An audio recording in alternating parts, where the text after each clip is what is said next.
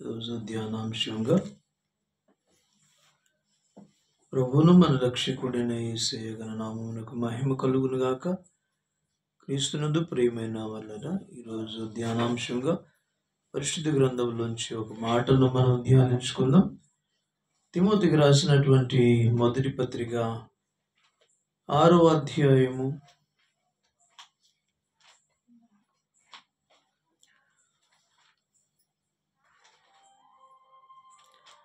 16 నుంచి 19 వరకు చదువుకుందాం. తిమోతికి రాసినటువంటి మొదటి పత్రిక 6వ అధ్యాయము 16వ వచనం నుంచి 19వ వచనం వరకు మనము ధ్యానాంశంగా చదువుకుందాం. సమీపింపరాని తేజస్సులో ఆయన మాత్రమే వసించు అమరత్వము గలవాడై ఉన్నాడు. మనుష్యులలో ఎవడనూ ఆయనను చూడలేదు, చూడనేరడు. ఆయనకు ఘనతయు శాశ్వతమైన ప్రభావము కలిగి ఉండును గాక. ఇహమందు ధనవంతులైన వారు గర్విష్ఠులు కాక, అస్థిరమైన ధనమునందు నమ్మిక ఉంచక, సుఖముగా అనుభవించుటకు మనకు ధారాళముగా దయచేయు దేవుని యందే నమ్మిక ఉంచుడని ఆజ్ఞాపించుము. వారు వాస్తవమైన జీవమును సంపాదించుకొను నిమిత్తము రాబో కాలమునకు మంచి పునాది తమ కొరకు వేసుకొనుచు మేలు చేయువారును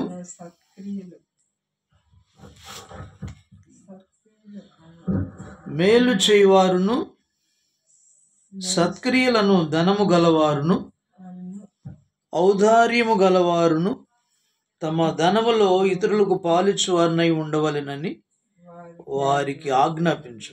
దేవుడి మాటలు మన వినికిడిలో దీవించునుగాక. ప్రియమైన దేవుని సంగమా, దేవుని పిల్లలారా,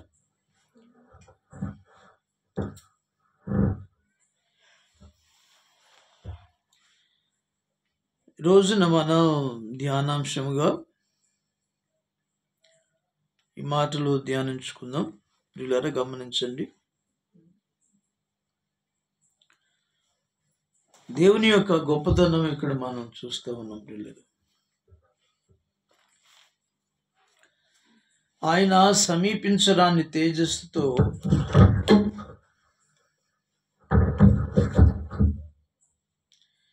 ఆయన ఒక్కడు మాత్రమే వసించు అమరత్వము గలవాడై ఉన్నాడని, మనుషులలో ఎవడు ఆయనను చూడలేదు, ఎవడును చూడనేరడు.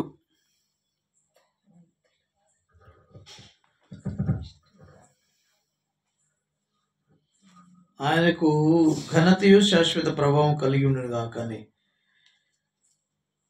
భక్తులైనటువంటి పౌలు గారు దేవుని గురించి రాస్తున్నటువంటి మాటలు. ఆయన శ్రీమంతుడని, అద్వితీయుడని, సర్వాధిపతి అని, రాజులకు రాజు, ప్రభులకు ప్రభునై ఉన్నాడని దేవుని గురించి మెన్షన్ చేస్తున్నాడు అనమాట. ఆయన యొక్క గొప్పతనాన్ని పౌలు గారు చాటుతూ ఉన్నాడు. ఆయన లాంటి శ్రీమంతుడు లేడని, అద్వితీయుడు మరి ఒకరు లేరని, సర్వాధికారి అని, రాజులకు రాజును, ప్రభువులకు ప్రభు అయి ఉన్నాడని, ఆయన ఒక్కడు మాత్రమే సమీపించరాని తేజస్సులో నివసించుచు అమరత్వం గలవాడై ఉన్నాడని లేఖనాలలో పరిశుద్ధాత్మ పౌలు గారి ద్వారా తెలియజేస్తున్నటువంటి మాటలు అన్నాడు. కాబట్టి మన దేవుడు ఒకటిగా మనం గ్రహించాల్సిన విషయం ఏంటంటే ఆయన శ్రీమంతుడు, రెండవది అద్వితీయుడు, మూడవది సర్వాధిపతి, ఆ తర్వాత సర్వాధికారి, రాజులకు రాజు, ప్రభువులకు ప్రభు. ఇంకా మనం గమనిస్తే తేజస్సులో ఆయన ఒక్కడే మాత్రమే వసించు అమరత్వం గలవాడై ఉన్నాడు. ఎవరు కూడా సమీపించడాన్ని తేజస్సు అంటే ఆయనకు ఉన్నటువంటి తేజస్సు, ఆయన ప్రభావము, ఆయన మహిమ ఏంటంటే ఎవరు కూడా ఆయన యొద్దకు సమీపించలేరని అర్థం. ఆయన దగ్గరికి వెళ్ళి ఎవడు కూడా బ్రతకలేడని అర్థం. అందుకే తిమోతికి రాస్తూ పౌలు గారు, ఎవడు ఆయనను చూడలేదు, ఎన్నడూ చూడనేరడు, ఇక ఎప్పుడు చూడలేడంట అని దేవుని గురించిన విషయాలు పౌలు గారు తిమోతికి తెలియజేస్తున్నాడు. కాబట్టి ప్రియులారా, మనం గ్రహించాల్సిన విషయం ఏంటంటే ఆయన యొద్దకి ఎవరు కూడా సమీపించలేరని అర్థం. ఆయన దగ్గరికి ఎవరు కూడా వెళ్ళలేరని అర్థం. మనం గమనిస్తే ఆయన చేసినటువంటి సృష్టిలో చంద్రుడి దగ్గరికి మానవుడు వెళుతున్నాడు, సమీపిస్తున్నాడు. భూమి అంతముల వరకు వాళ్ళు సమీపిస్తున్నాడు. అనేక గ్రహాల మీద కూడా వెళుతున్నాడు, సమీపిస్తున్న గ్రహాలలోకి వెళుతున్నాడు. అవసరమైతే అక్కడ గదులు కట్టుకోవాలని, నివసించాలని ప్రయత్నం చేస్తూ వెళుతూ ఉన్నాడు పిల్లలు. అయితే ఇంకా మనం గమనించాల్సిన విషయం ఏంటంటే ఆయన చేసినటువంటి సూర్యుని దగ్గరికి ఎవరు కూడా సమీపించలేకపోతున్నారు. గమనించండి పిల్లరా, గమనిస్తే ఆయన చేసిన ఒక్క సూర్యుని దగ్గరికి ఏ మానవుడు కూడా సమీపించలేదు. ఆయన దగ్గరికి వెళ్ళాలని ప్రయత్నం చేస్తున్నాడు, కనీసం దగ్గర కూడా వెళ్ళలేకపోతున్నాడు. మనం ఇంకా గమనిస్తే లక్షల కిలోమీటర్ల దూరంలో ఉన్నటువంటి సూర్యునికి భూమి చాలా చాలా దూరంగా ఉందని అర్థం. అంత దూరం నుంచి భూమి మీదకి వేసవి కాలంలో 50 డిగ్రీల సెల్సియస్ వేడి వస్తేనే మానవుడు కదా తట్టుకోలేకపోతున్నాడు, నిలబడలేకపోతున్నాడు. చాలా మంది చనిపోతున్నారు ఆ వేడికి. ఒకసారి కనుక సూర్యుడు భూమి దగ్గరగా వెళ్ళయ్యా అని దేవుడి కనుక శాసిస్తే భూమి మీద నివసించేటువంటి ప్రాణికోటి, జీవకోటి, మానవ కోటి అందరూ కూడా నశించిపోతారని అర్థం. అందుకే దాని కక్షలో, దాని సట్టను స్టేజీలో సూర్యుడిని దేవుడు ఏర్పాటు చేసి మనకు ప్రాణహాని లేకుండా చేస్తున్నాడు. ఆయన యొక్క సూర్యరశ్మి లోకానికి వచ్చేటట్టుగా, వెలుగు వచ్చేటట్లుగా చేస్తూ మనకు ఆశీర్వాదకరముగా, దీవెనకరంగా ఉంచాడు, మేలుకరంగా ఉంచాడు. ఆయన చేసిన సృష్టిలో ఒక భాగమైన సూర్యుని, ఒక జ్యోతిని, ఒక దీపాన్ని దేవుడు పగలను వెళ్ళటానికి ఏర్పాటు చేసినట్టు దీపం దగ్గరికి, ఆ జ్యోతి దగ్గరికి మానవుడు వెళ్ళలేకపోతున్నాడు, సమీపించలేకపోతున్నాడు. మరి కోటి సూర్యుల ప్రభావం కంటే ప్రభావం కలిగినటువంటి మన ప్రభు దగ్గరికి ఎవరు వెళ్ళగలుగుతారు, వెళ్ళి జీవించగలుగుతారు, బ్రతకగలుగుతారు? అందుకే ఎవడు మోషే నన్ను ఎవడు చూడలేడు, చూచి బ్రతకనేరాడు అంటాడు. దేవునికి స్తోత్రం చెప్పండి, హల్లెలూయా. నిర్గమకాండంలో ఆ మాటలు నేను చూద్దాం. మోషే దేవుని యొక్క మహిమను చూడాలని ఆశపడ్డాడు. ఆయన ప్రభావాన్ని చూడాలని కోరుకున్నాడు మోషే. అయితే దేవుడు అన్నాడు, మోషే ఎవరు నన్ను చూడలేరు మోషే, ఒకవేళ చూచినా బ్రతకలేడు మోషే అని మాట్లాడుతున్నాడు దేవుడు. ఒకసారి చూద్దామా ఆ లేఖనాలని. నిర్గమకాండం 33వ అధ్యాయము 17వ వచనం నుంచి. కాగా యెహోవా నీవు చెప్పిన మాట చొప్పున చేసేదను, నీ మీద నా కటాక్షము కలిగెను, నీ పేరును బట్టి నిన్ను ఎరుగుదునని మోషేతో చెప్పగా అతడు దయచేసి నీ మహిమ నీ మహిమను నాకు చూపుమనగా ఆయన నా మంచితనమంతయు నీ ఎదుట కనపరిచెదను. యెహోవా అను నామమున నీ ఎదుట ప్రకటించెదను. నేను కరుణించు వారిని కరుణించెదను, ఎవని యందు కనికరపడుదునో వాని యందు కనికరపడెదను. మరియు ఆయన నీవు నా ముఖమును చూడజాలవు, ఏ నరుడు నన్ను చూచి బ్రతుకుడనెను. మరియు యెహోవా, ఇదిగో నా సమీపమున ఒక స్థలమున్నది, నీవు ఆ బండ మీద నిలువవలెను.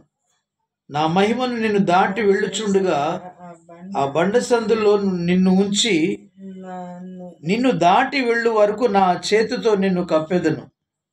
నేను నా చెయ్యి తీసిన తర్వాత నా వెనుక పార్శ్వమును చూచెదు, కానీ నా ముఖము నీకు కనపడదని మోషేతో చెప్పాను. దేవునికి మహిమ కలుగునుగా. మోషే భక్తుడు దేవుని మహిమను చూడాలని ఆశపడ్డాడు. ఒక దినాన మిద్యాన్ అరణ్యములో ఉన్నప్పుడు, తన గొర్రెల మందలను కాచుకుంటున్నప్పుడు ఒక పొద కాలుతూ ఉంది, మండుతూ ఉంది. ఆ పొద దగ్గరికి సమీపించాడు. ఏంటా వింత చూద్దామని. దేవుడు అన్నాడు, మోషే మోషే అని పిలిచి, నీవు నిలుచున్న స్థలము పరిశుద్ధ స్థలము, నీ చెప్పులు విడిచి దగ్గరికి రమ్మన్నాడు. చెప్పులు విడిచి రమ్మన్నాడు. అప్పుడు దూరంగా ఉండి చెప్పులు విడిచి ఆయన ఎదుటి సాగిలపడ్డాడు. మోషేతో దేవుడు మాట్లాడుతున్నాడు, మోషే, నేను అబ్రహాము, ఇస్సాకు, యాకోబుల దేవుడును. నేను అబ్రహాము, ఇస్సాకుల, యాకోబుల దేవుడును. తన ప్రజలను బాధను చూచి నేను దిగి వచ్చానని మాట్లాడుతున్నాడు. ప్రియులారా, మోషేతో దేవుడు మాట్లాడు పొదలోంచి, ఆ మండుచున్న జ్వాలలోంచి దేవుడు మాట్లాడినట్లుగా మనం చూస్తున్నాం. ప్రియులారా, ఆయన స్వరం విన్నాడు భక్తుడు. దేవుని చేత ఎన్నుకొనబడ్డాడు. సాత్వికుడు, మిక్కిలి భూమిలో ఉన్నటువంటి అందరిలో మిక్కిలి సాత్వికుడని మాట్లాడాడు, నమ్మకస్తుడని మాట్లాడాడు. కాబట్టి ప్రియులారా, మోషేకి దేవుడు తన తోడుగా ఉండి తన ప్రజలను విడిపించి తీసుకుని వస్తూ ప్రియులారా ఉన్న సందర్భములో అనేకమైన ఆపదలన్నిటిని విడిపించి ప్రియులారా దేవుడు మోషేను తన ప్రజలను తీసుకుని వస్తున్నటువంటి సందర్భంలో ప్రజలు ఎక్కువగా దేవుని మీద తిరుగుబాటు చేయటం, సమస్తమైన వాటి కోసం ఇక్కడ గమనించండి ప్రియులారా.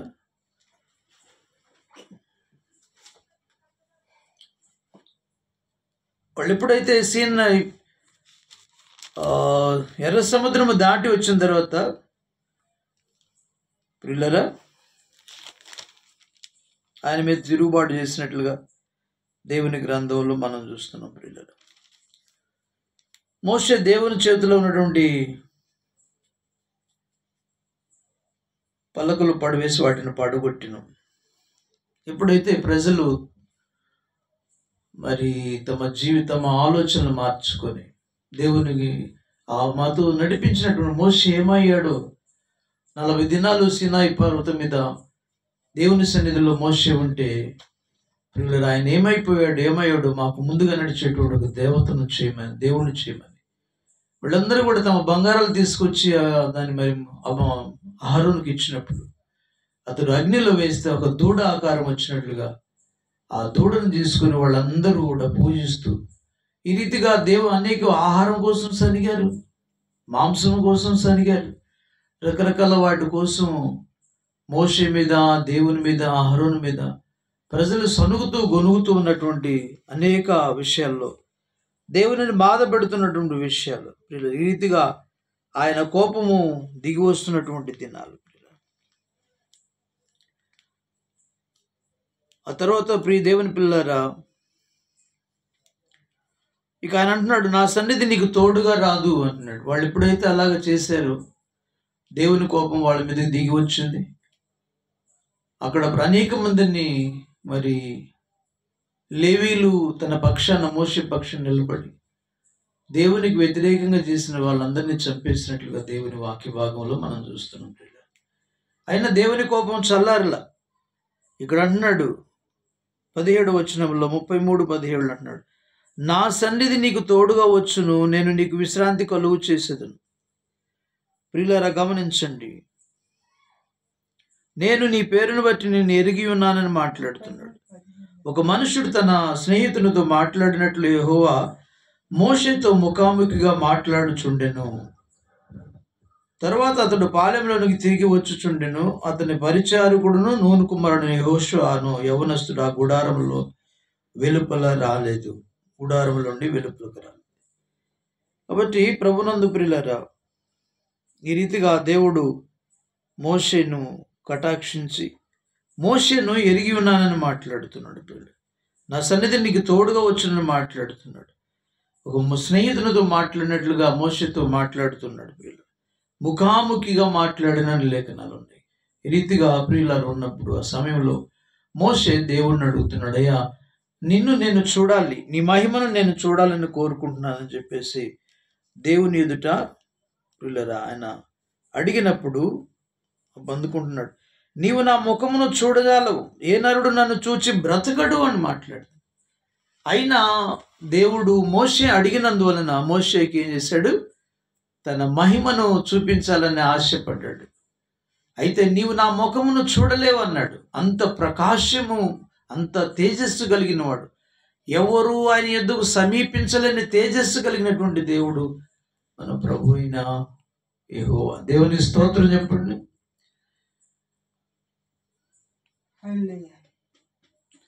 అంతటి ఆ ప్రకాశం, వచ్చేసి మహిమ, ఎవరు కూడా చూడలేనంత మహిమ. మధ్యాహ్నం మనం సూర్యునే చూడలేకపోతున్నాం.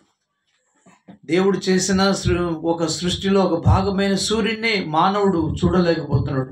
మధ్యాహ్నం కళ్ళు బయర్లు గమ్మిపోతాయి. ఆ రీతిగానే ప్రియులరా, ఈ సూర్యునన్న కొంచెమైనా చూడగలుగుతున్నాడు మనిషిని, కానీ యేసయ్యను దేవుని చూడలేకపోతున్నాడు. మానవుడు చూడలేనంత ప్రభావం కలిగిన, తేజస్సు కలిగిన వాడని మనం అట్లా. అయినా దేవుడు ఏం చేశాడంట, నేను దాటిపోతున్నప్పుడు మోషే ఒక కొండ మధ్యలో నిలబెట్టాడంట. ఏం చేశాడు,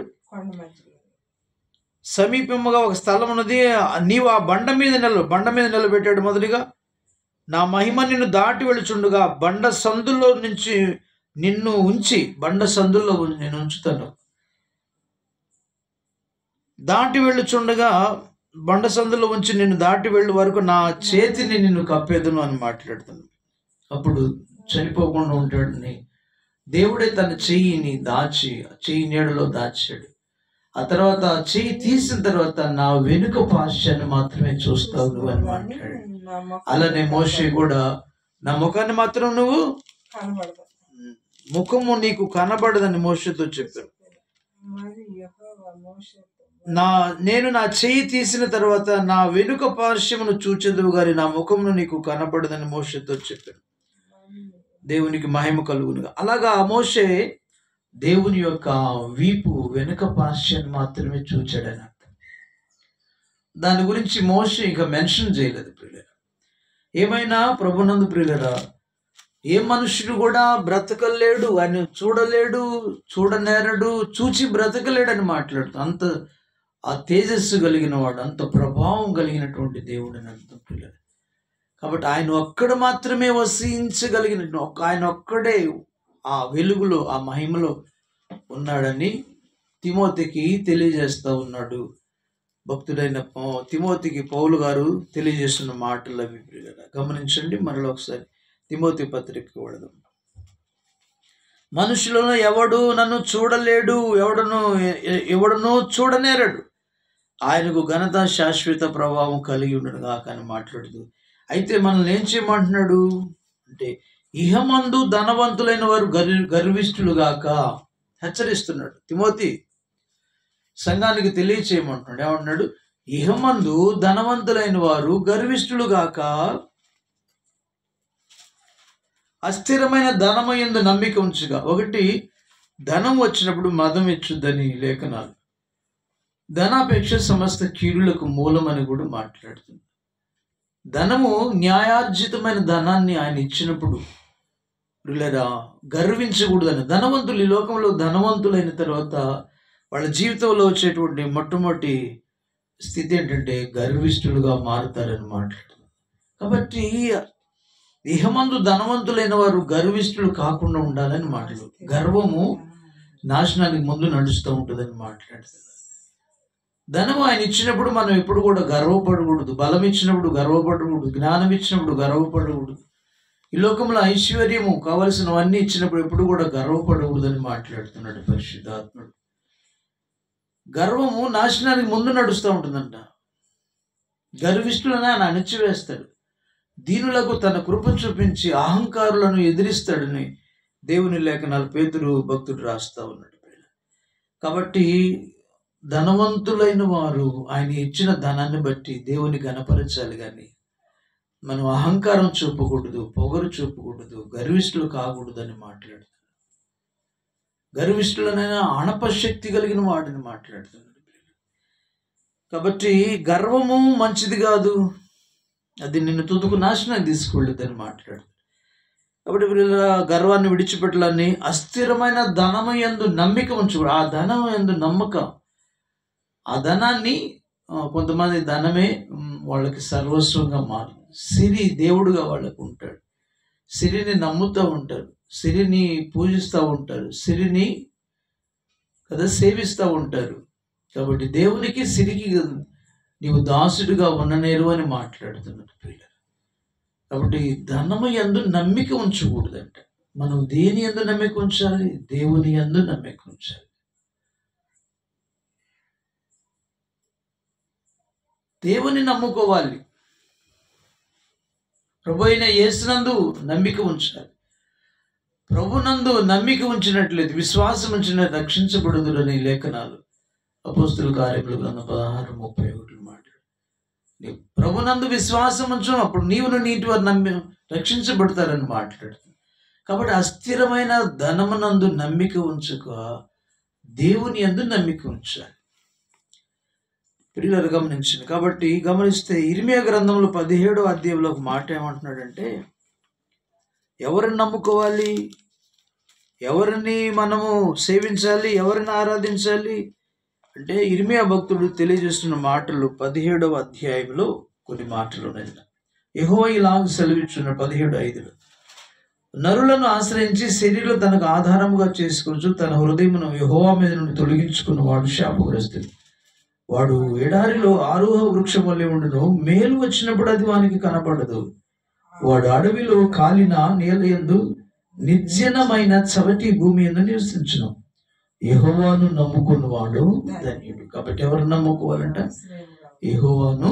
మనం దేవుని నమ్మాలి. యెహోవానికి ఆశ్రయముగా ఉండును. వాడు జలముల యొద్ద నాటబడిన చెట్టు వల్లే ఉండును, అది కాలువల యొరును, దాని వేళ్లు తన్నును, వెట్ట కలిగిన దానికి భయపడదు. దాని ఆకు పచ్చగా ఉండును, వర్షం లేని చింతకు నొందదు, కాపు మానదు. ప్రియులరా, కాబట్టి ప్రభునందు ప్రియులరా, దేవుని వాక్యం ఉంటుంది, మనము యెహోవాను నమ్ముకోవాలని మాట్లాడుతున్నారు. యెహోవానికి ఆశ్రయంగా ఉంటాడు. వాడు పచ్చగా ఉంటాడని, వర్షం లేకపోయినా చింత నొందడని, కాపు మానడని దేవుని లేఖనాల్లో మనం చూస్తున్నాం ప్రియులరా. కాబట్టి ప్రభునందు ప్రియమైన వాళ్ళరా, ఇంకొక మాట అంటాడు, యెహోవాను నమ్ముకున్నవాడు ధన్యుడని మాట్లాడుతున్నాడు. కాబట్టి యెహోవాను నమ్ముకోవాలి, దేవుని నమ్ముకోవాలి. ఇంకొక మాట మనం గమనించుదాం ప్రియులరా. 9వ అధ్యాయం 23 జ్ఞాని తన జ్ఞానాన్ని బట్టి, శూరుడు తన శౌర్యం బట్టి అతిశయింపకూడదు. ఐశ్వర్యవంతుడు తన ఐశ్వర్యం బట్టి అతిశయింపకూడదు. అతిశయించువాడు దేవుని బట్టి అతిశయింపవలెను. దేనిని బట్టి అతిశయింపవలెనగా, భూమి మీద కృప చూపుచు నీతి న్యాయములు జరిగించుచున్న యెహోవాను నేనేనని గ్రహించి తను పరిశీలనగా తెలుసుకుని బట్టి అతిశయింపవలెను. అట్టి వాటిలో నేను ఆనందించువాడని యెహోవా సెలవిచ్చుచున్నాడు. ప్రియులు గమనించండి, భూమి మీద కృప చూపుచున్నవాడు, ఆయనను బట్టి మనం అతిశయించాలి. కానీ నీ ధనాన్ని బట్టి, ఐశ్వర్యాన్ని బట్టి శౌర్యాన్ని బట్టి, నీ జ్ఞానాన్ని బట్టి నువ్వు అతిశయించకూడదు. కాబట్టి మనము యెహోవాను నమ్ముకోవాలని మాట్లాడుతున్నాం. యెహోవా ఎవరు అంటే గమనించండి, ఇర్మియా గ్రంథం 10వ అధ్యాయం 10వ వచనంలో యెహోవా ఎవరని లేఖనం సెలవిస్తుందంటే, యెహోవాయే నిజమైన దేవుడు, ఆయనే జీవము కలిగిన దేవుడు, జీవము గల దేవుడు, సదాకాలం ఆయననే. ఆయన ఉగ్రతకు భూమి కంపించును, జనములు ఆయన కోపమును సహింపలేవు. మీరు వారితో ఇలాగ చెప్పవలెను, ఆకాశమును భూమిని సృజింపని, ఈ దేవతలను భూమి మీద ఉండకుండా ఆకాశము క్రింద ఉండకుండా నశించును. ఆయన తన బలము చేత భూమిని సృజించెను. యెహోవా ఎవరంట? ఆయన మన నిజమైన దేవుడని మాట్లాడుతుంది. యెహోవాయే దేవుడని మనం తెలుసుకోవాలని మాట్లాడు. ఆయన ఏం చేశాడంట? భూమి మీద ఉన్నటువంటి ఆకాశం క్రింద సృజింపబడని ఈ దేవతలను భూమి మీద ఉండకుండా ఆయన నశింపజేస్తాడు. ఆకాశం క్రింద ఉండకుండా నశింపజేస్తాడు. రెండవది, ఆయన ఏం చేసిన? బలము చేత భూమిని సృజించినట్ట, తన జ్ఞానం చేత ప్రపంచంను స్థాపించినట్టు, తన ప్రజ్ఞ చేత ఆకాశం విశాలపరిచును. ఆయన ఆజ్ఞయ్యగా జలరాశులు ఆకాశ మండలంలో పుట్టు, భూమి అంత భాగముల నుండి ఆయన ఆవిరిని ఎక్కచేయును. ఆవిరిని ఎక్కచేయును, వర్షము కలుగునట్లుగా ఆయన మేఘములను, ఆయన మెరుపులను పుట్టించును, తన ధనాగారముల నుండి గాలిని రావించును. తెలివిలేని ప్రతి మనుష్యుడు పశుప్రాయుడు, పోతపోయి ప్రతి వాడును తాను చేసిన విగ్రహం బట్టి అవమానమును అందుచున్నాడు. అతడు పోత పోసినది మాయారూపము, అందులో ప్రాణమేమీ లేదు. అవి ఆశను చెడగొట్టు మాయా కార్యములు, విమర్శకాములు నశించిపోవును. యాకోబునకు స్వాస్థ్యమగోడు వాటి వంటి వాడు కాడు. ఆయన సమస్తమును నిర్మించువాడు. ఇశ్రాయేలు ఆయనకు స్వాస్థ్యముగా ఉన్న గోత్రము, సైన్యములకు అధిపతి యెహోవా అని ఆయనకు పేరు. దేవుని స్తోత్రం. దేవునికి పేరు అని అర్థం యెహోవా అంటే. దేవునికి పేరు అని అర్థం యేసు అంటే. దేవుని యొక్క పేరు అని అర్థం పరిశుద్ధాత్ముడు అంటే. ముగ్గురు త్రియేకులు అయితే వారికి ముగ్గురు కూడా ఏముందంట? త్రియేకుడు ఒక్కడని అర్థం. దేవుని బిడ్డ, మూడు వ్యక్తిత్వాలు ఉన్నాయి. అది మెయిన్. మొదటిగా భూమిని సృజించిన వాడు దేవుడు. సృజించి సమస్త ప్రాణికోటిని, మానకోటిని, సమస్తాన్ని కలుగు చేసి పోషిస్తున్నవాడు దేవుడు అని అర్థం. ఆ సృష్టి అంతా నాశనం అయితే ఆ దేవుడే భూలోకానికి యేసు అనే నామం ధరించి మెస్సియగా, క్రీస్తుగా ఈ లోకానికి వచ్చినటువంటి వాడు. ఆ దేవుని యొక్క పేరే యేసు క్రీస్తు. ఆయన ఈ భూలోకాన్ని రక్షించి తిరిగి వెళ్ళిన తర్వాత ఎవరు లేని లోకంలో సాతానుడు, వారి దూతలు ఉన్నారు కాబట్టి వారిని కాపాడటానికే పరిశుద్ధాత్మగా ఈ లోకంలో ఆయన ఆదరణకర్తగా, కాపాడే దేవుడుగా, సర్వసత్యం నడిపించే దేవుడుగా ఉన్నాడు అని అర్థం. దేవునికి మహిమ కలుగునుగా. ఆమేన్. దేవుని స్తోత్రం. కాబట్టి ప్రియులరా, ఆయన యొక్క గొప్పతనం, భూమిని బలము చేత భూమిని సృజించాడంట, ప్రపంచాలను స్థాపించాడంట, జ్ఞానం చేత ప్రజ్ఞ చేత ఆకాశమును విశాలపరిచాడంట, ఆజ్ఞ జలరాశులు ఆకాశ మండలంలో పుట్టినంట, భూమి అంతంలో ఆవిరిని ఎక్కచేయనంట, వర్షము కలుగునట్లుగా మెరుపులు పుట్టించినట్ట, ధనాగారముల నుంచి గాలిని రావించువాడు. ప్రియులారా, ఈ రీతిగా ఆయన యొక్క గొప్పతనాన్ని చాటుతున్నాడు భక్తుడైన ఇర్మియా గారు. కాబట్టి నీ బలాన్ని బట్టి, నీ జ్ఞానాన్ని బట్టి, నీ ధనాన్ని బట్టి, నీ ఐశ్వర్యాన్ని బట్టి, నీకు ఇచ్చినటువంటి ఐశ్వర్యాన్ని బట్టి అతిశయించకూడదు, గర్వపడకూడదు అని దేవుడు మాట్లాడుతున్నాడు. రెండవది ఏం చేయాలంట? తిమోతి పత్రికలో ఆయన మన దేవుడై ఉన్నాడు కాబట్టి ఆయన గొప్పతనం మనకి తెలియజేస్తూ ఉన్నాడు ప్రియులారా.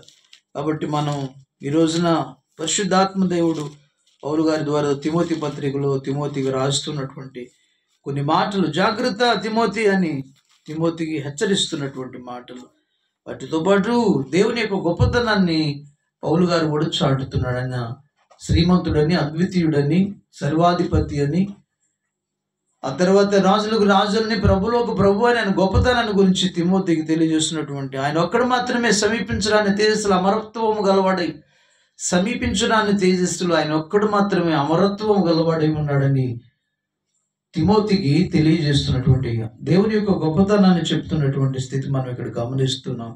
కాబట్టి ఆయన ఎవడు చూడలేడు, చూడనేరడని చెప్తున్నాడు, చూసి బ్రతకలేడని కూడా చెప్తున్నాడు పిల్లలు. అయితే భక్తులు చూసిన వారు ఆత్మస్వరూపిని చూడలేకపోతున్నారు, దేవునిని చూడలేకపోతున్నారు, ఆత్మస్వరూపిని చూస్తున్నారని లేఖనాల్లో మనం చూస్తున్నాం పిల్లలు. ఆత్మ అయిన దేవుని చూస్తున్నారు పిల్లలు, గమనించండి. కాబట్టి దేవుడే మనల్ని దీవిస్తే, ధనవంతులకు చేస్తే మీరు గర్వపడవద్దు, గర్వాన్ని చూపొద్దని మాట్లాడుతున్నాడు. ఆ తర్వాత ఆ ధనం యందు నమ్మిక ఉంచొద్దని మాట్లాడుతున్నాడు. కాబట్టి మనం ఎవరిని నమ్మాలంటే మన దేవుడిని నమ్మాలి, మన దేవుని నమ్మాలి. ఆ దేవుని యొక్క పేరే యెహోవా అని అర్థం కదా. కాబట్టి యెహోవాను నమ్ముకున్నవాడు ధన్యుడు అని మాట్లాడుతుంది. కొంతమంది ఎవరు నమ్ముతున్నారంట? రాజులు నమ్ముతున్నారంట. కీర్తనల గ్రంథంలో చూడండి ఎవరు నమ్ముతున్నారు. కొంతమంది ఇక్కడ ధనాన్ని నమ్ముతున్నారు. కీర్తనల గ్రంథం తిమోతి పత్రికలోనే భక్తుడైన తిమోతికి, తన దాసుడైన కుమారుడైన తిమోతికి పౌలు గారు సెలవిస్తున్న మాటలు ఏంటంటే, మీరు అస్థిరమైన ధనమయందు నమ్మిక ఉంచుతున్నారు, కాబట్టి ఆ ధనమునందు నమ్మిక ఉంచవద్దు. మీరు ఎవరిని నమ్మాలంటే నీ దేవుడైన యెహోవాను నమ్మాలని తిమోతికి హెచ్చరిస్తూ ఉన్నాడు. 116వ కీర్తన 118 క్షమించండి 118వ కీర్తన 8, 9 వచనాలు. మనుష్యులు నమ్ముకున్నట్టు కంటే యెహోవాను ఆశ్రయించుట మేలు, రాజులు నమ్ముకున్నట్టు కంటే యెహోవాను ఆశ్రయించండి. కొంతమంది మనుషులను నమ్ముకుంటున్నారు, కొంతమంది రాజులను నమ్ముకుంటున్నారు. దానివల్ల మనము మనుషులను నమ్మినా చెడిపోతామంట, రాజులను నమ్మినా మనకేమీలు దొరకదని పరిశుద్ధ గ్రంథంలో మనం తెలుసుకుంటున్నాం. కొంతమంది అట ఎవరు నమ్ముతున్నారంట? కొంతమంది ధనాన్ని నమ్ముతున్నారు, కొంతమంది మనుషులను నమ్ముతున్నారు, కొంతమంది రాజులను నమ్ముతున్నారు. ఇంకా కొన్ని మాటలు మనం ఎవరు నమ్ముతున్నారో లేఖనాల్లో మనం కొన్ని మాటలు తెలుసుకుందాం పిల్లలు. ఎవరిని నమ్మాలో అనే విషయాన్ని తెలుసుకుందాం. ఇర్మియా గ్రంథం 13వ అధ్యాయం 25 వచనంలో భక్తుడైనటువంటి ఇర్మియా గారు తెలియజేస్తున్న మాటలు ఒకసారి 13వ అధ్యాయము త్వరగా చదవలేకపోతుంది. 13వ అధ్యాయం 25 వచనంలో ఒకసారి మనం చూద్దామా. నీవు అబద్ధమును నమ్ముకొని నన్ను మరచితివి కనుక ఇది నీకు వంతు, నా చేత నీకు కొలవబడిన భాగమని యెహోవా సెలవిచ్చున్నాడు. కాబట్టి ప్రియులారా ఏమంటున్నాడంటే, అబద్ధాలను కొంతమంది దేవుని మరిచిపోయి, దేవుని నమ్మకుండా ఆయన మర్చిపోయి అబద్ధాలను నమ్ముతున్నారండి. కదా, కొంతమంది ధనాన్ని నమ్ముతున్నారు, కొంతమంది రాజులు నమ్ముతున్నారు, కొంతమంది మనుషులు నమ్ముతున్నారు, కొంతమంది అంట అబద్ధాలను నమ్ముకుంటున్నారంట. అబద్ధాలు బాల్యం నుంచే వారికి అబద్ధాలు ఆడటం అంటే వాడుకగా ఉందంటే పిల్లలు. 22వ ఇర్మియా గ్రంథంలోనే మాట్లాడుతూ అన్నాడు ఒక మాట చూద్దామా. ఇర్మియా గ్రంథం 22వ అధ్యాయం 21. క్షేమకాలంలో నీతో మాట్లాడితిని గాని నీవు వినని నీవు వంటివి, నా మాట వినకపోవుట బాల్యం నుండి నీకు వాడుక, బాల్యం నుండి నీకు వాడుక అని మాట్లాడుతుంది. ఇంకో మనం గమనిస్తే ఇర్మియా గ్రంథంలోనే అబద్ధములు ఆడుట వారికి వాడుక అయిపోయిందండి.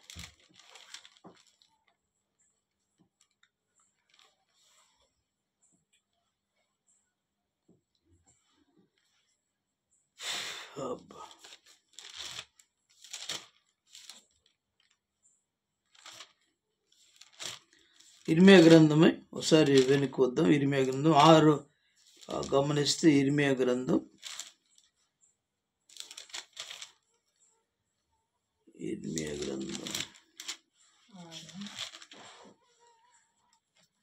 ఒక్క నిమిషం నేను వస్తున్నాను.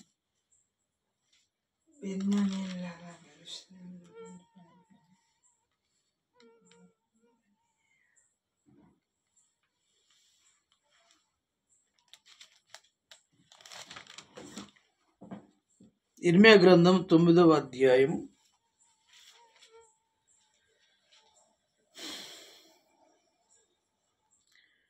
ఇర్మియా గ్రంథం 9వ అధ్యాయం 4వ వచనం. ప్రతివాడు తన పొరుగువాని విషయం జాగ్రత్తగా ఉండవలెను.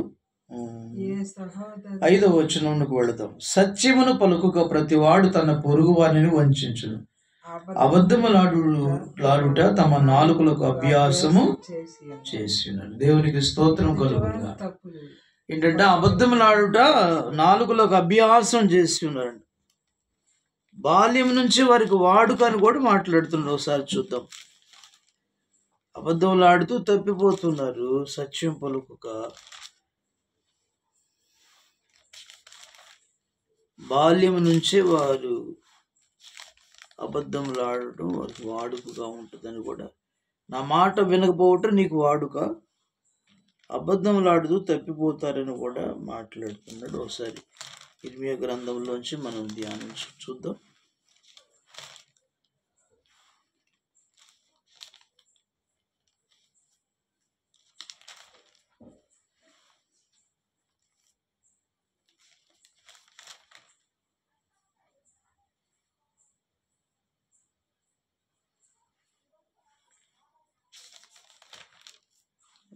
వచనాలు దాటిపోతుంటాయి.